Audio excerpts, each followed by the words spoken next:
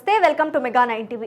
రాజకీయ దిగ్గజం అజిత్ పవార్ మరణం వెనుక మరుగున పడిపోయిన మరో కన్నీటి కథ ఉంది. ఆకాశమే హద్దుగా ఎదిగిన ఓ మధ్యతరగతి అమ్మాయి అర్ధాంతరంగా రాలిపోయింది. ఆమె కెప్టెన్ శాంభవి పాఠక్. వయసు చిన్నదే కానీ బాధ్యత పెద్దది. విఐపీలను గమ్యం చేర్చే సారథిగా కాక్పిట్లో చేరిన ఆ యువ కెరటం మంటల్లో మాడి బూడిదైంది. కూతురు పైలట్ అయిందని పొంగిపోయిన తల్లిదండ్రులకు ఇప్పుడు మిగిలింది ఆ యూనిఫామ్, కొన్ని జ్ఞాపకాలు మాత్రమే. బారామతి ప్లేన్ క్రాష్లో ప్రమాదంలో ప్రాణాలు విడిచిన ఆ ధైర్యశాలి శాంభవి పాఠక్ రియల్ స్టోరీ మీకోసం.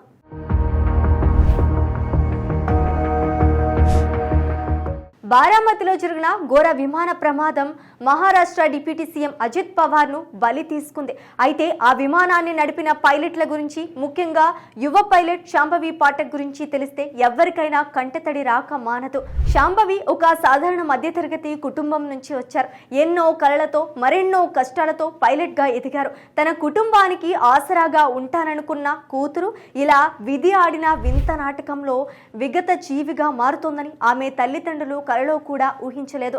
ఆమె కేవలం పైలట్ మాత్రమే కాదు, ఆఖరి క్షణం వరకు విమానాన్ని జనావాసాలపై పడకుండా నియంత్రించడానికి పోరాడిన ఒక యోధురాలు.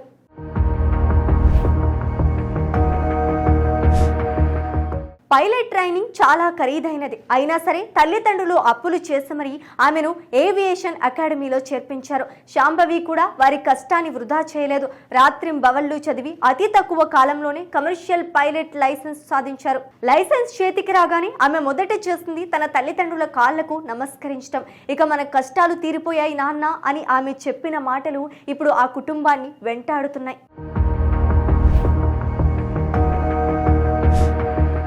తక్కువ వయసులోనే ఆమెకు విఐపి చార్టర్డ్ విమానాలను నడిపే అవకాశం వచ్చింది. అజిత్ పవార్ వంటి రాష్ట్ర స్థాయి నాయకుడిని తీసుకువెళ్లే బాధ్యత ఆమెకు అప్పగించారంటే ఆమె నైపుణ్యం ఏంటో అర్థం చేసుకోవచ్చు. Senior pilot captain Sumit Kapoor వద్ద ఆమె కో పైలట్ గా పనిచేస్తున్నారు. ఆయన నుంచి ఎన్నో మెలకువలు నేర్చుకున్నారు. ముంబై నుంచి బారామతికి బయలుదేరే ముందు ఆమె తన ఫ్రెండ్స్ తో ఈ ఫ్లైట్ అయ్యాక కలుద్దామని మెసేజ్ చేశారని సమాచారం. కానీ అదే ఆమె లాస్ట్ మెసేజ్ అవుతుందని ఎవరూ అనుకోలేదు.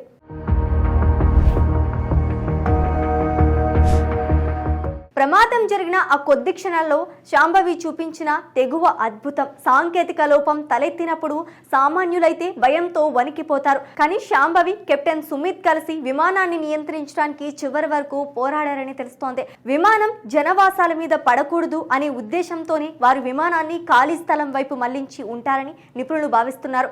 ఇతరుల ప్రాణాలు కాపాడే క్రమంలో వారు తమ ప్రాణాలను పణంగా పెట్టారు. ఇప్పుడు శాంభవి ఇంట్లో మిగిలింది విషాదం మాత్రమే. నా బంగారు తల్లి, ఆకాశంలో ఎగురుతానని చెప్పి ఆకాశంలోనే కలిసిపోయావా అంటూ ఆమె తల్లి రోదిస్తున్న తీరు చూస్తే రాతి గుండె కూడా కరుగుతోంది. తండ్రి చేతిలో ఆమె ఫోటో మాత్రమే మిగిలింది.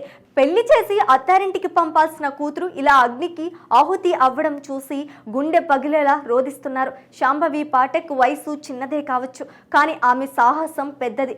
ఎందరో అమ్మాయిలకు ఆమె ఒక స్ఫూర్తి. రాజకీయ నాయకుల మరణాల వార్తల హోరులో ఈ గగన వీరుల త్యాగం మరుగున పడిపోకూడదు.